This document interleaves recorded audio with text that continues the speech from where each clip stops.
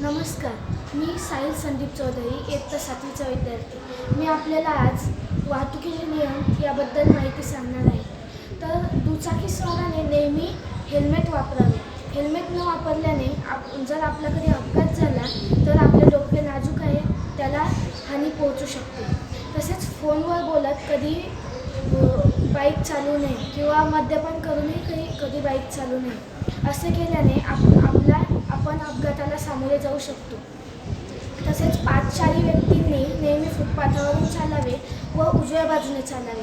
कारण उजव्या बाजूने चालल्याने आपल्याला समोरून येणारे वाहने दिसतात व आपल्याला सावध होता येते. जर डाव्या बाजूने चालले तर मागून येणारे वाहन दिसणार नाही व आपल्याला त्याचा धक्का लागू शकतो. व काही तरुण मंडळी ही नेहमी खूप घाईत असते व ते सिग्नलचाही मान ठेवत नाही. सिग्नल तोडून पुढे निघून जातात व खूप स्टंट करतात, फार वेगाने गाडी चालवतात.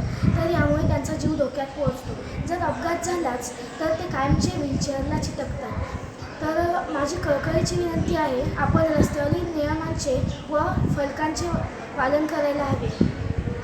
रस्त्यावर फलक आपण वाचतो, पुढे शाळा आहे, पुढे गाव आहे, तसेच पुढे चढाचा रस्ता आहे, उताराचा रस्ता आहे, पुढे गतिरोधक आहे, तरी आपण त्या सूचना पाळत नाही. आपण त्या सूचना न पाळता त्यांच्याकडे दुर्लक्ष करून पुढे निघून जातो व आपण अपघाताला निमंत्रण देतो.